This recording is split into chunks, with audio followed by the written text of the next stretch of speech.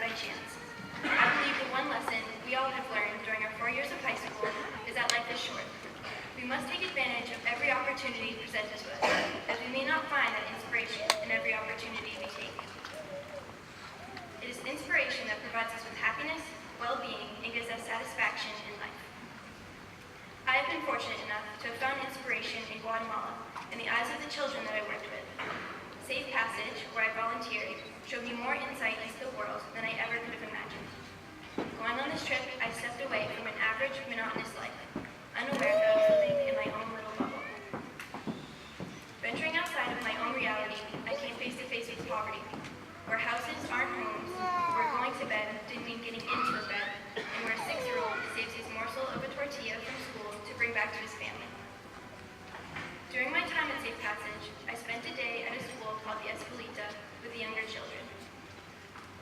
As I went out for recess, with several kids swarming around me, one little boy, Daniel, was determined to have me stay with him and only him. He grabbed my hand and dragged me up and down the playground, bobbing and weaving between the other children, too excited to stop. As we ran across the playground for at least the 5th time, I happened to look up and see beyond the boundaries of Safe Passage. Directly outside of the walls were hundreds of shack-like houses, supported by remnants of metal, overlapped and pressed so tightly together that it was impossible to distinguish whose was whose. As Daniel clung to my arm, devastation filled my heart, knowing that he would be going home there in only a few hours. However, I also felt hope for Daniel, and for all of the children at Safe Passage. If even I could forget what lay outside those walls for just a little while, then surely those children did too. The hope that Safe Passage brought is what inspired me, and it came unexpectedly and overwhelmingly. Even though it was not a joyful inspiration, but a humbling one, I knew then that I had found a purpose in the direction I wanted to take in my life. I would have done anything to not have to leave Daniel's side, but when inspiration occurs, you cannot always stop and follow it, no matter how much it impacts you. As you graduate today, you are ending a significant chapter in your lives. Now you can follow that inspiration. Now's the time that you can think back to an event, a place, a person that has impacted you, where you have found happiness, a passion, or a moment of realization. Through Daniel, I've been inspired to step outside of what has been normal and comfortable for me. Even if you haven't found that inspiration yet, now is the time to search for it. And once you have found it, hold on to that thread and follow it. While you reflect on the inspiration, that thread you have found in your life, I also encourage you to think about those who have gotten you here. To think about those who have helped make it possible for us to be graduating today. Do not forget that we did not reach this point on our own. It is due to the hard work and devotion of our parents, friends, family, teachers, and community that we are here today. So thank you, Mom and Dad. Thank you to my family for being by my side each step of the way. Thank you, teachers and staff members who have not only been my mentors, but my friends. And thank you to the class of 2013. I invite you to thank the people who have inspired you by paying the good deeds you received forward. Take the inspiration that I know you will find and use that to impact others, as these important people have impacted you. Thank you.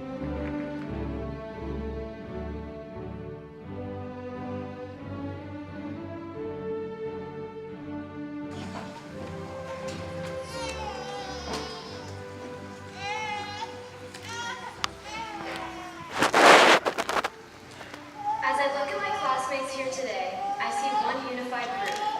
We wear the same colors, we sing together, we march and sing, and we somehow all manage to make it past Mr. Desaunier with these hats.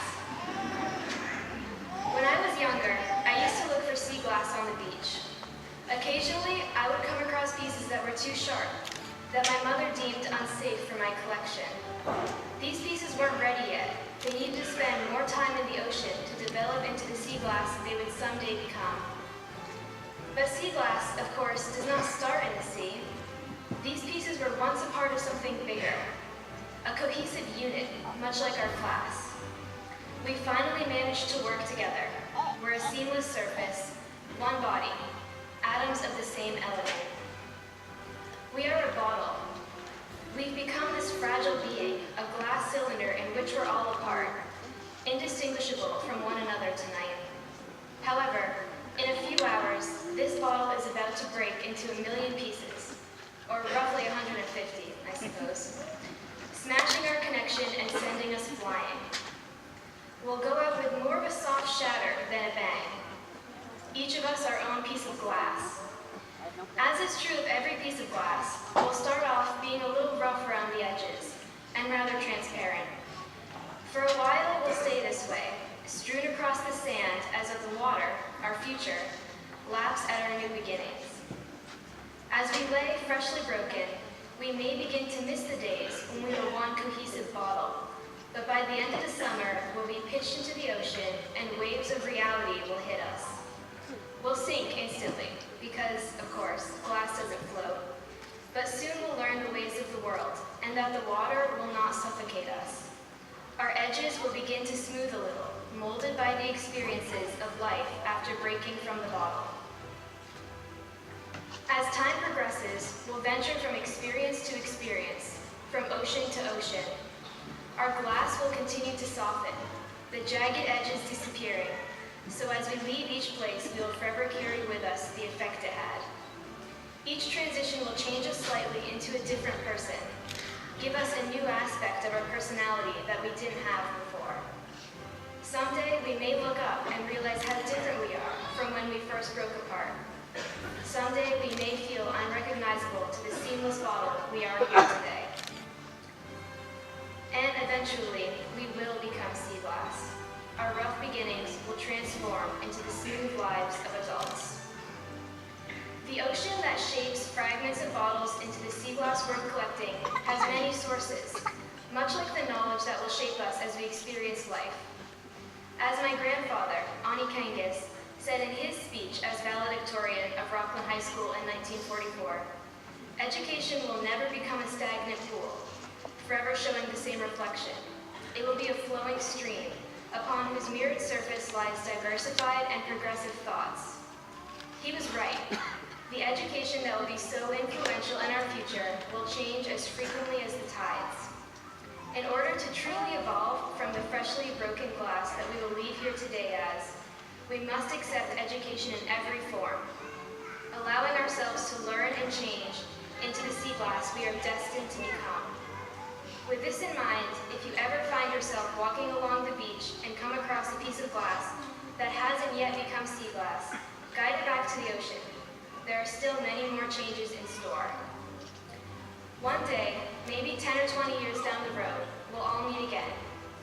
We'll be able to look at each other as sea glass, smooth, opaque, and undoubtedly better looking, and see how we used to fit together. In these developments, we'll be able to see what experiences we've had, where we've been, who we've met, what's changed us the most.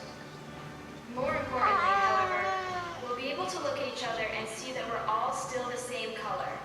We all came from the same blue bottle. Underneath our changes and our new lives, we'll all have come from the same place. We'll all have the unique color that Oceanside has given us. Today, we break this bottle and begin our individual lives. But no matter the outcome, at any given point in the future, we can look at one another and know that what we once were is still as strong as ever.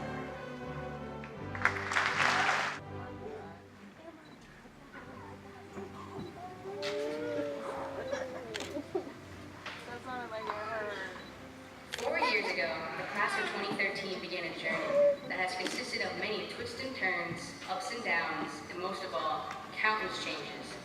We started our high school years as little freshmen, without a doubt in our minds that we would either graduate as Georges Valley Buccaneers or Rockland Tigers. As we started to become comfortable with our new schools, decisions were being made that were going to dramatically change these new routines. By the end of the year, we realized we would not be graduating from the places we had anticipated spending the next 4 years of our lives. Sophomore year brought the end of 2 eras, with final spirit weeks, final pep rallies, final graduations, and so many more. The changes that we were about to experience angered many people and excited some, but scared everyone.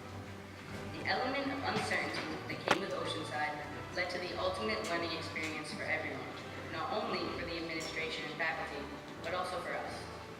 During the 2 years that we have been Oceanside Mariners, we have learned a great deal more than just academics. We found out that there is no way you're getting past any of the office ladies when you're late, and that if you're skipping class, Mr. Gifford will find you. We also learned that Mr. Curtis has way too much energy at 7:30 in the morning. if you make even the smallest cough in Miss Petrosi's class, he will say, "It sounds like an infirmary in here." We realize that no one can really find anything in Miss J's room, and that Mr. Joe, Mr. Blackman, and Mr. Forty all look like cartoon characters from Pink Hair. We also found out that Mr. Blaze's room is always 20 degrees hotter than the rest of the school, and that if you hear clicking down the hallway, it's probably miscamage. We discovered that it's nearly impossible to tell when Mr. Hagen's being serious or not, and that neither Mr. Joe, Mr. Barkey, Mr. Forty, or Mr. Mahar could both address very well. Faculty at our school has taught us so much, and on behalf of the class of 2013, I would like to thank you all for making this learning experience a positive one, and helping us embrace all the changes that came with it. Although we are leaving to move on to bigger and better things in our lives, we know that you will always be there for us. Mr. Pride is always going to call us a couple of crazy kids. Mr. Wright will always have weird anecdotes about his life to share with us. Mr. Tolman will always be there to go on Dunkin' runs during class. Ms. Zine will always have an endless supply of tea. Mr. Bennett will always be there to make fun of us. Mr. Ford will always argue against anything we ever say. Ms. Mahayek will always threaten our unborn children if we talk during a play. Rocky will always risk his safety on our broken genie in order to hang up some streamers. And Miss Snow will always answer our hopelessly repetitive questions about college. All of you showed us that in this continuously changing world, that it's okay to be teenagers, and it's okay to have fun, because in the end, that's the best way to embrace change.